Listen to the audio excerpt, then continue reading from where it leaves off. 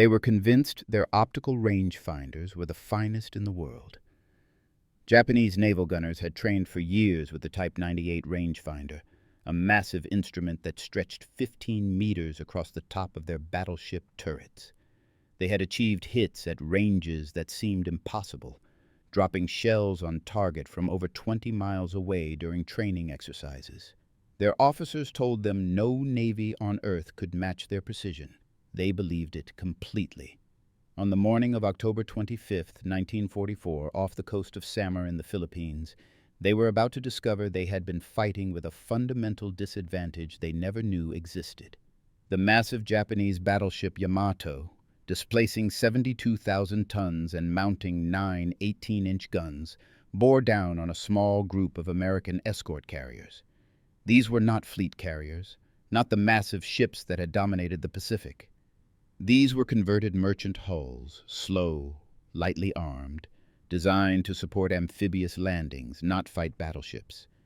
The Japanese crews could see them clearly through their magnificent rangefinders.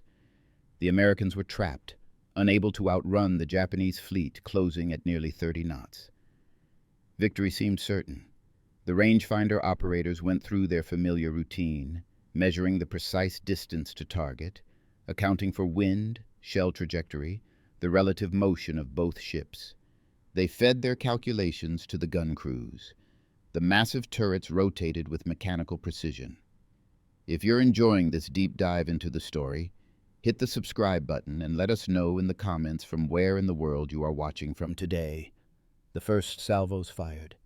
Enormous 18-inch shells, each weighing over 3,000 pounds, arced through the sky. The Japanese crews watched the fall of shot, waiting to see the distinctive columns of water that would tell them how close they were to target, waiting to make the tiny adjustments that would bring their shells crashing down on the American carriers. But something was wrong. The shells were landing far beyond the American ships. The rangefinder operators rechecked their calculations. They measured again. The numbers seemed correct. The distance readings were clear. Yet the shells continued to overshoot, sometimes by hundreds of yards. What the Japanese crews did not know, what they could not know from looking through their advanced optical instruments, was that they were not seeing what they thought they were seeing. The American escort carriers were not where the rangefinders said they were, and the reason had nothing to do with Japanese equipment failure or operator error. The reason was that the Americans had changed the fundamental rules of naval gunnery without the Japanese ever realizing it. This is the story of how Japan's Navy, which had invested millions of yen and thousands of hours perfecting optical fire control, discovered that the Americans had made their entire system obsolete. Not through building better rangefinders or training better operators, but through a technology the Japanese had dismissed as impractical, unreliable, and unsuited for naval warfare. By the time Japanese commanders understood what was happening, their battleships had wasted precious ammunition firing at phantom positions while the real targets slipped away, protected by a technology Japan's naval architects had considered and rejected years before. It was not just a tactical defeat. It was a revelation that the fundamental assumptions about how naval battles were fought had changed, and Japan had been left behind, still fighting with the methods of the previous war while America had moved into the future. The Japanese Navy's confidence in optical fire control was not arrogance. It was the product of 4 decades of continuous refinement, starting with lessons learned from the Russo-Japanese War of 1904 and 1905. At the Battle of Tsushima Strait, Admiral Togo Heihachiro had demonstrated that superior gunnery could destroy an entire fleet. Japanese naval planners studied every aspect of that victory, determining that precise, long-range gunfire would be the deciding factor in future naval battles. They invested accordingly. By the 1930s, Japanese optical manufacturers, primarily Nippon Kogaku, which would later become Nikon, and Japan Optical Industries had developed rangefinders that represented the absolute pinnacle of the technology. The Type 98 15-meter rangefinder installed on Yamato-class battleships was the largest, most sophisticated optical range-finding instrument ever mounted on a warship. The device worked through a principle called stereoscopic ranging. Two objective lenses, positioned at opposite ends of the 15-meter tube, each captured an image of the target. These images were directed through an elaborate series of prisms and mirrors to a single eyepiece where an operator could view them. When the images were properly aligned through mechanical adjustment, the angle between the two optical paths gave a precise measurement of distance. The mathematics were elegant. With a 15-meter baseline, the theoretical accuracy was extraordinary. At 20,000 meters, approximately 11 nautical miles, the rangefinder could measure distance to within 25 meters under ideal conditions. For comparison, American battleships typically mounted 9-meter rangefinders with correspondingly less theoretical precision. Japanese rangefinder operators trained relentlessly. Selection for rangefinder duty was competitive. The men chosen had to demonstrate exceptional eyesight, steady hands, and the ability to maintain concentration for hours. Their training lasted months. They learned to account for atmospheric conditions, the curvature of the Earth, the relative motion of both their ship and the target. They practiced in all weather conditions, day and night. They learned to estimate range when the rangefinder was damaged, or when atmospheric conditions made optical ranging difficult. They became intimately familiar with their instruments, learning to maintain them, to clean the complex optical elements without leaving the slightest smudge that might degrade performance. The rangefinder itself was a mechanical marvel. The optical tube, 15 meters long, had to maintain perfect alignment despite the shock of the ship's main guns firing, despite the vibration of the engines, despite the flexing of the ship's hull in heavy seas. Japanese engineers achieved this through precision manufacturing and elaborate shock mounting systems. The interior of the rangefinder contained dozens of prisms, each ground and polished to tolerances measured in fractions of a wavelength of light. The prisms were made from optical glass produced to exacting specifications. Even microscopic imperfections could introduce distortions that would degrade ranging accuracy. Japanese optical glass was among the finest in the world, comparable to German optical glass, superior to anything produced in America or Britain. By 1941, Japanese naval doctrine had crystallized around the concept of the decisive fleet engagement. This was not a new idea. It traced back to Alfred Thayer Mahan, the American naval theorist whose writings had influenced every major navy in the early 20th century. But Japan had refined the concept, had built an entire fleet philosophy around it. The doctrine was simple in outline, complex in execution. Japanese battleships and cruisers would engage the enemy fleet at maximum range, using their superior optical fire control to achieve hits before the enemy could effectively return fire. Long-range gunnery would damage and slow enemy ships, allowing Japanese forces to close for a decisive night engagement, where their superior training in night fighting and their oxygen-fueled Type 93 torpedoes would devastate what remained of the enemy fleet. Every element of the fleet was designed to support this doctrine. The battleships Yamato and Musashi, with their 18-inch guns, could fire shells to a maximum range of 42,000 meters, over 23 nautical miles. No American battleship could match this range. The Type 98 rangefinders could theoretically measure targets at distances beyond 30,000 meters. Japanese cruisers carried the Type 93 torpedo, a weapon so advanced that American naval intelligence initially refused to believe the performance reports. The torpedo ran on pure oxygen, leaving no visible wake. It carried a 1,000-pound warhead to a range of 40,000 meters at 48 knots. By comparison, American torpedoes of the period carried significantly smaller warheads, ran on compressed air that left visible wakes, and had maximum ranges under 10,000 meters at lower speeds. Night battle training was intensive. Japanese destroyer and cruiser crews practiced coordinated night attacks and exercises that sometimes resulted in actual collisions and casualties. The training was considered worth the cost. Japanese naval officers believed, with considerable justification, that their night fighting capability was unmatched. This confidence was reinforced by early war successes. At the Battle of the Java Sea in February 1942, Japanese cruisers and destroyers had devastated an Allied fleet in a night engagement. At the First Battle of Savo Island in August 1942, Japanese cruisers had surprised American forces off Guadalcanal, sinking 4 heavy cruisers in a night action that lasted barely 30 minutes. American sailors who survived the battle reported that Japanese gunnery had been devastatingly accurate, achieving hits from the first salvos. These victories created a powerful narrative within the Japanese Navy. Their methods worked. Their equipment was superior. Their training was paying dividends.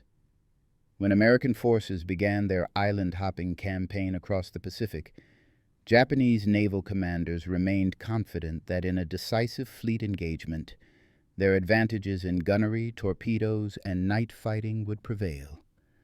The rangefinders were central to this confidence. Officers and crews had seen them perform. They had achieved hits at ranges that seemed impossible. They trusted the technology because they had verified its performance through years of training and combat. The massive instruments, with their precisely ground lenses and elaborate optical systems, represented the highest achievement of mechanical precision applied to naval warfare. What they did not know was that the Americans were not trying to compete in optical fire control.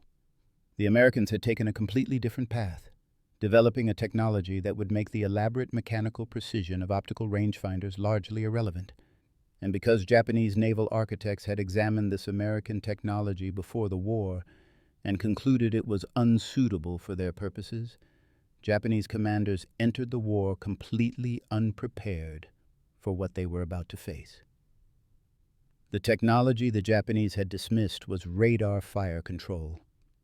American battleships and cruisers entering service in 1943 and 1944 carried increasingly sophisticated radar systems that could measure range with precision that exceeded the best optical rangefinders, and could do so in conditions where optical ranging was impossible: at night, in fog, in rain, through smoke.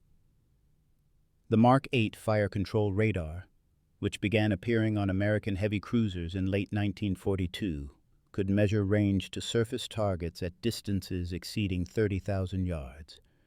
The Mark 13 fire control radar, installed on newer battleships and cruisers, offered even better performance. These systems sent out radio pulses and measured the time it took for the reflection to return. The speed of light was a constant. The mathematics were simple. Distance equaled the time delay multiplied by the speed of light, divided by 2. But the real advantage was not just in measurement precision. Radar fire control provided continuous range tracking. An optical rangefinder required an operator to take a measurement, call out the range, and then take another measurement. Between measurements, the operator had to estimate how the range was changing based on the relative motion of the ships. Radar provided a continuous stream of range data. Fire control computers could calculate the rate of range change directly from the radar returns, eliminating estimation errors. The Mark 8 radar operated at a frequency of 3,000 megahertz, with a wavelength of 10 centimeters. The antenna was a parabolic reflector approximately 6 feet in diameter. The system could determine range to within 25 yards at 20,000 yards distance. It could track targets through complete darkness, through heavy weather that would make optical ranging impossible.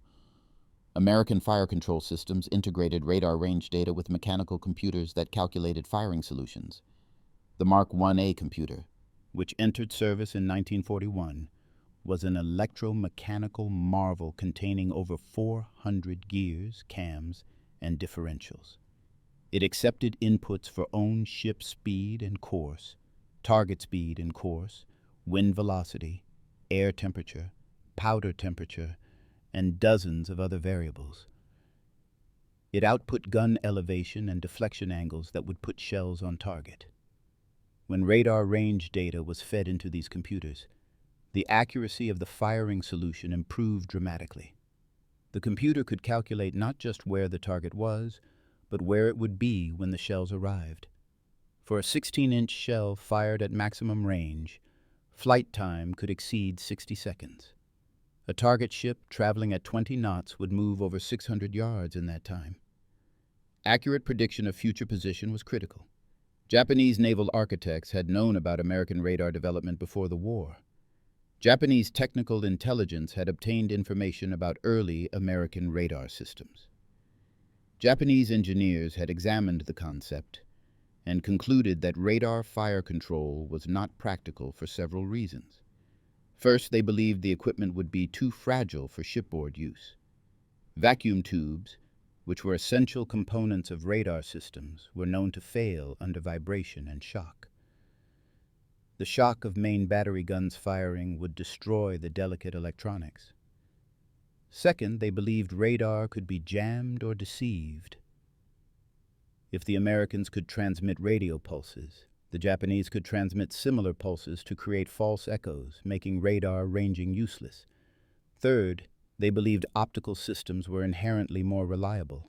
Rangefinders had no power requirements beyond lighting for the operators. They could not be jammed.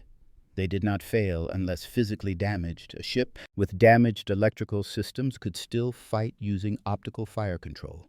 These objections were not unreasonable given the state of technology in the mid-1930s, when Japanese battleship designs were finalized. Early radar systems were indeed fragile. Jamming was theoretically possible. Optical systems were more reliable in the sense that they had fewer failure modes. But American engineers had solved the reliability problems. Vacuum tubes were shock-mounted. Radar systems had backup power supplies. Redundant components meant that partial failures did not disable the entire system. And most critically, the Americans had developed radar systems that operated at frequencies the Japanese were not prepared to jam, using techniques the Japanese had not anticipated. The morning of October 25th, 1944, off Samar Island, brought all these technological differences into stark relief. Vice Admiral Takeo Kurita commanded a powerful surface force built around the battleships Yamato, Nagato, Kongo, and Haruna, supported by heavy cruisers and destroyers. This was the center force, the main striking element of the Japanese plan to destroy American invasion forces at Leyte Gulf. Kurita's force had been savaged the previous day. American submarines had sunk 2 heavy cruisers. American carrier aircraft had sunk the battleship Musashi, Yamato's sister ship.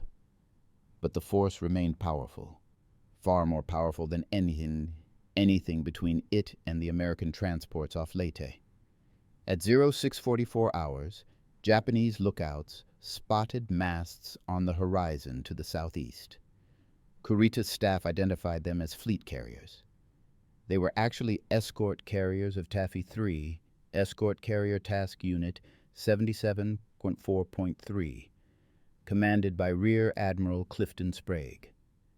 These were 6 small carriers: Fanshawe Bay, St. Lo, White Plains, Kalinin Bay, Kitkin Bay, and Gambier Bay. Each displaced approximately 10,000 tons.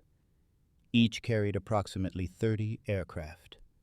They were escorted by 3 destroyers and 4 destroyer escorts. Against Yamato alone, these ships had no chance. Yamato displaced 72,000 tons, mounted 9 18-inch guns, 12 6-inch guns, 12 5-inch guns, and carried armor up to 16 inches thick. A single 18-inch shell could sink an escort carrier. The escort carrier's 5-inch guns could not penetrate Yamato's armor at any range. Kurita ordered general attack at 0658 hours. His ships increased speed to maximum, roughly 30 knots for most of the force, 27 knots for Yamato. The Japanese formation began a stern chase, attempting to close range with the American carriers fleeing to the east. At 0701 hours, Yamato opened fire from approximately 35,000 yards, over 17 nautical miles. The massive 18-inch guns fired in full 9-gun salvos. Each shell weighed 3,200 pounds. The propellant charge weighed 750 pounds. Muzzle velocity was 2,559 feet per second. Maximum range was 45,000 yards. The Japanese rangefinder operators had clear visibility. The sky was mostly clear with scattered clouds. Wind was light. Sea state was moderate. Conditions were nearly ideal for optical fire control. The Type 98 rangefinders measured the distance to the American carriers. Fire control officers calculated the firing solution, accounting for the motion of both forces. The first salvos landed long, overshooting the American carriers by hundreds of yards. Japanese observers watched the distinctive colored splashes, each battleship using shells loaded with different colored dye to distinguish the fall of shot from different ships. Yamato's shells produced green splashes. The rangefinder operators measured again. They adjusted their calculations. The gun crews adjusted elevation. The second salvos also landed long. And the third. Japanese fire control officers were confused. The rangefinders were providing clear, consistent readings. The calculations were correct. Yet the shells consistently overshot the targets. What the Japanese did not realize was that the American escort carriers were making smoke. Heavy black oil smoke poured from the carriers' stacks and from smoke generators on the escorting destroyers. This smoke did not obscure the American ships from Japanese observers. The wind was wrong for that, but it did something more subtle and more devastating to Japanese fire control. If you find this story engaging, please take a moment to subscribe and enable notifications. It helps us continue producing in-depth content like this. The smoke created a visual distortion. Light passing through smoke is scattered and refracted. Objects viewed through smoke appear farther away than they actually are. The effect is similar to heat shimmer above a road on a hot day, making distant objects appear to float or shift position. Japanese rangefinder operators, looking through their sophisticated optical instruments, were measuring the apparent distance to the American carriers. But the apparent distance was not the actual distance. The smoke, combined with atmospheric conditions, was making the carriers appear farther away than they were. The rangefinders were measuring the distorted optical path, not the true geometric distance. The American escort carriers, meanwhile, were using radar fire control for their defensive gunfire. The 5-inch guns mounted on the carriers were primarily anti-aircraft weapons, useless against battleship armor. But the carriers' gun directors included Mark 37 fire control systems with Mark IV radar. These systems could measure range accurately, regardless of smoke, regardless of atmospheric distortion. The escorting destroyers and destroyer escorts launched a series of desperate attacks, making smoke, firing torpedoes, engaging Japanese cruisers with their 5-inch guns. These small ships, destroyer escorts, displacing barely 1,400 tons, charged directly at Japanese heavy cruisers and battleships in what should have been suicidal attacks. The destroyer USS Johnston, commanded by Commander Ernest Evans, attacked the Japanese heavy cruiser Kumano at 0710 hours. Johnston's 5-inch guns fired over 200 rounds in a sustained engagement, achieving hits that damaged Kumano's bow and forced the cruiser to break off.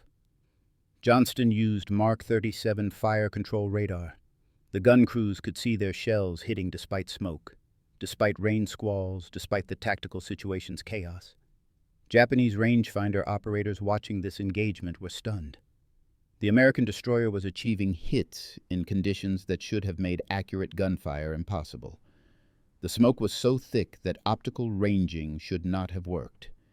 Yet the American shells were landing on target, guided by a fire control system the Japanese did not understand.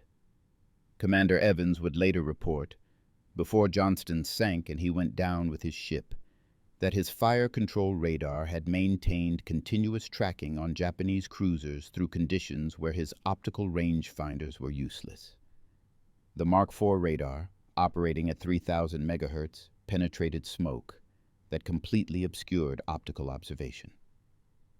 Yamato continued firing at the escort carriers. Between 0701 and 0911 hours, Yamato fired 104 18-inch rounds from the main battery. The ship's action report, recovered after the war, notes that fire control was difficult due to enemy smoke and rain squalls. Of the 104 rounds fired, Japanese observers claimed several hits on carriers. American records show no hits from Yamato's 18-inch guns on any escort carrier. The heavy cruiser Chikuma, equipped with Type 95 8-meter rangefinders, engaged the escort carrier Gambier Bay at ranges starting at 26,000 yards. Chikuma's 8-inch guns achieved hits.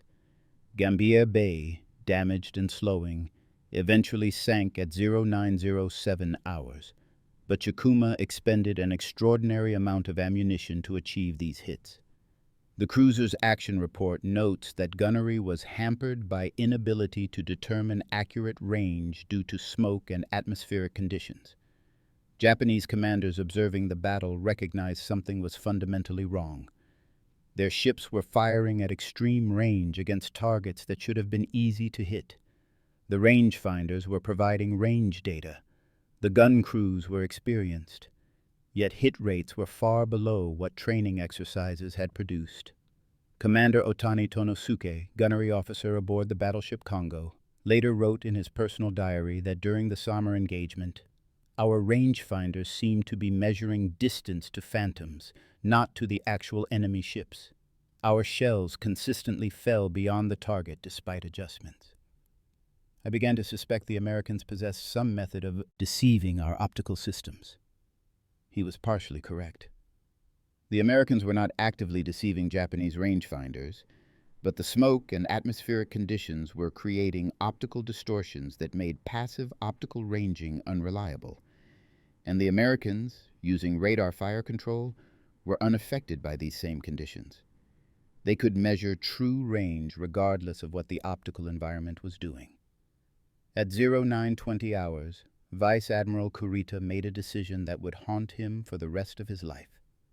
He ordered his forces to break off the attack and withdraw to the north. The escort carriers of Taffy III, battered but still afloat, survived.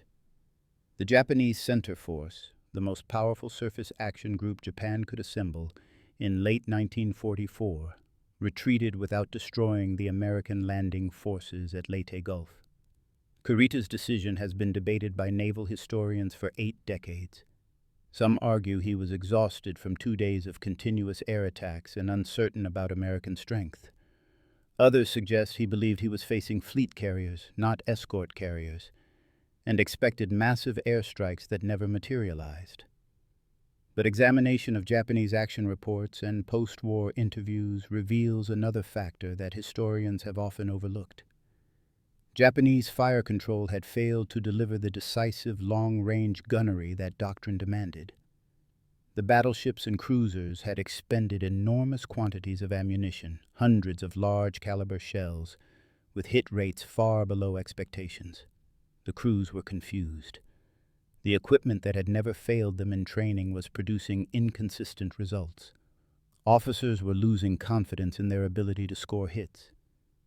Yamato had fired 104 18-inch shells, representing nearly 15% of the ship's total ammunition load for the main battery. The battleship carried only 100 rounds per gun, 900 rounds total. Expending over 100 rounds in a 2-hour engagement against targets that escaped largely undamaged was a catastrophic failure of the fire control system that Japanese doctrine depended upon. Commander Otani aboard Kongo noted in his diary that by 0900 hours, confusion aboard ship regarding fire control effectiveness had reached the point where gun crews were questioning their own calculations, and rangefinder operators were reporting inconsistent readings that made no sense. This was not panic. This was experienced professionals recognizing that something fundamental was wrong with their methods.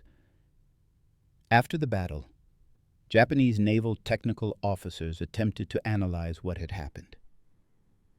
They examined the rangefinders for damage or misalignment. They found nothing wrong. The instruments were functioning perfectly within their design parameters. They reviewed the training records of rangefinder operators and fire control officers. These were experienced men who had performed well in previous engagements.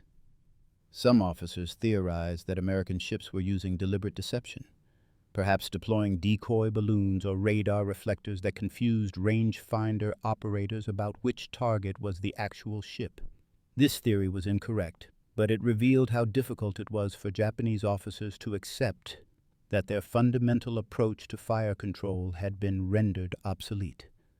The truth was simpler and more devastating. Optical fire control required clear lines of sight and stable atmospheric conditions.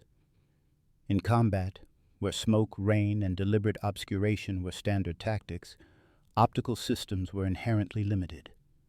The Japanese had built their entire naval gunnery doctrine around equipment that performed magnificently in ideal conditions, but degraded rapidly when conditions were not ideal. American radar fire control, by contrast, was largely unaffected by visual obscuration. Radar pulses at 3,000 megahertz, with wavelengths of 10 centimeters, penetrated smoke and rain with minimal attenuation. The radio waves traveled at the speed of light, regardless of atmospheric conditions. Range measurements were based on time of flight calculations that were not subject to optical distortion. Japanese technical officers who examined captured American radar equipment after the war were stunned by how robust the systems were. The vacuum tubes were shock-mounted in assemblies that could withstand the shock of main battery gunfire. Power supplies had multiple redundancies. The parabolic antennas were simple mechanically, far less complex than the elaborate prism assemblies inside Japanese rangefinders. But by late 1944, this knowledge came too late. Japan had neither the industrial capacity nor the technical expertise to develop and deploy radar fire control systems across its fleet. The nation's electrical industry was focused on producing aircraft radios and basic search radars. Fire control radar required precision components that Japanese manufacturers could not produce in quantity. The implications extended far beyond the battle off Samar. Japanese surface forces fought several more engagements before the war ended. And in each case, the limitations of optical fire control became increasingly apparent. At the Battle of Surigao Strait, just hours after the engagement off Samar, American battleships equipped with Mark 8 radar fire control devastated a Japanese force in a night action where optical range finding was nearly useless.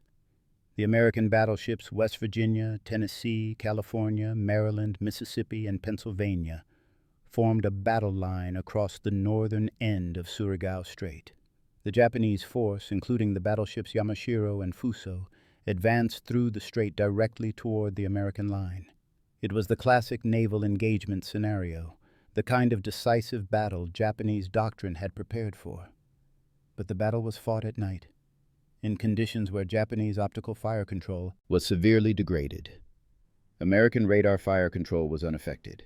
West Virginia opened fire at 03:53 hours at a range of 22,800 yards, over 11 nautical miles. The ship's Mark 8 radar had been tracking the Japanese force for over 30 minutes, providing continuous range, bearing, and course data to the fire control computer. West Virginia's first salvo straddled Yamashiro. The second salvo scored hits. Subsequent salvos devastated the Japanese battleship. Yamashiro sank at 04:19 hours, just 26 minutes after the engagement began. Japanese gun crews aboard Yamashiro had managed to fire only a handful of salvos, none of which came close to American ships. The Japanese rangefinder operators simply could not see their targets in the darkness. They were firing at radar contacts detected by their search radars, but without fire control radar, they could not generate accurate firing solutions. American ships fired a total of 285 major caliber rounds during the engagement. They achieved approximately 40 hits on the 2 Japanese battleships and accompanying cruisers. This represented a hit rate of approximately 14%, far higher than typical daytime gunnery exercises at comparable ranges.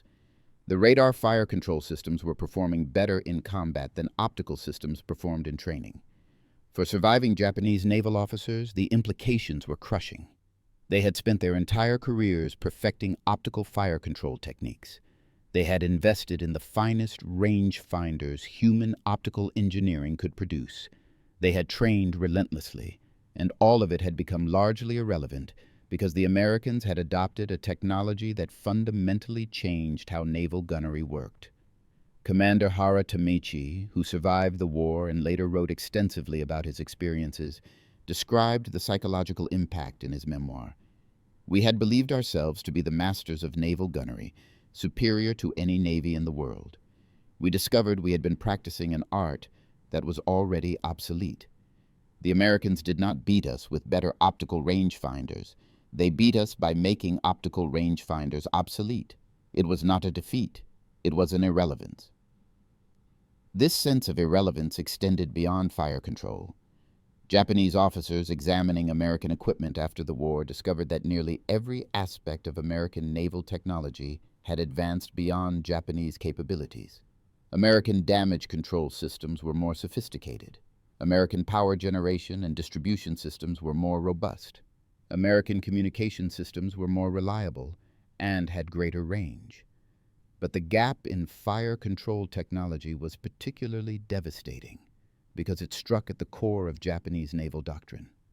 The entire philosophy of the decisive fleet engagement, of achieving victory through superior long-range gunnery, depended on accurate fire. Electronics and the industrial processes necessary to compete with American technological development during the war years.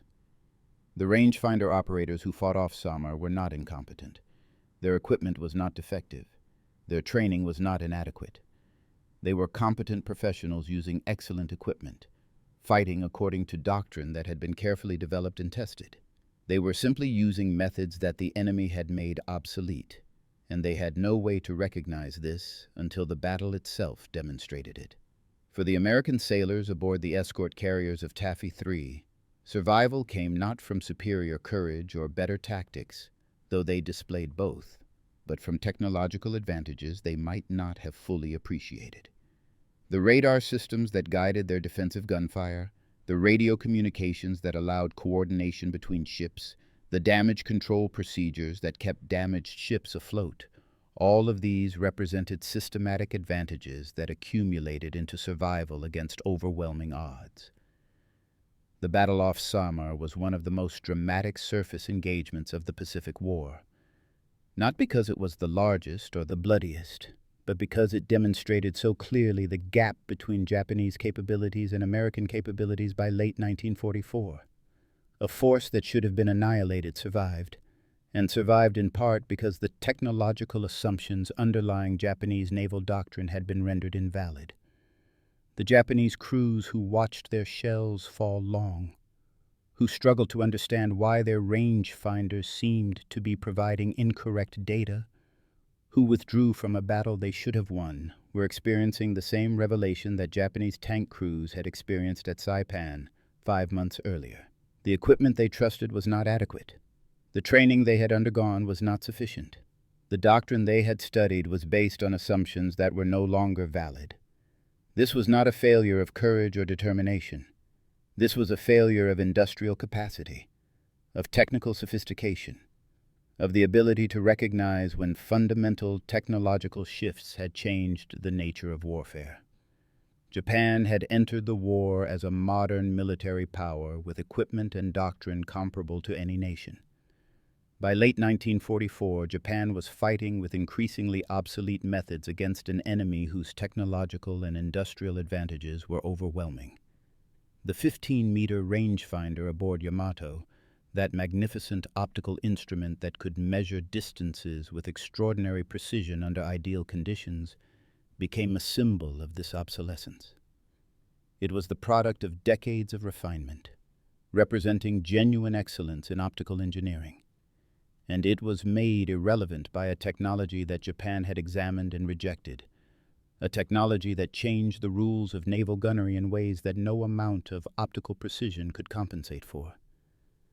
When those first salvos fell long off Samar, overshooting the American carriers because the rangefinders were measuring optical paths through smoke-distorted air rather than true geometric distance, they demonstrated a truth that would define the rest of Japan's war.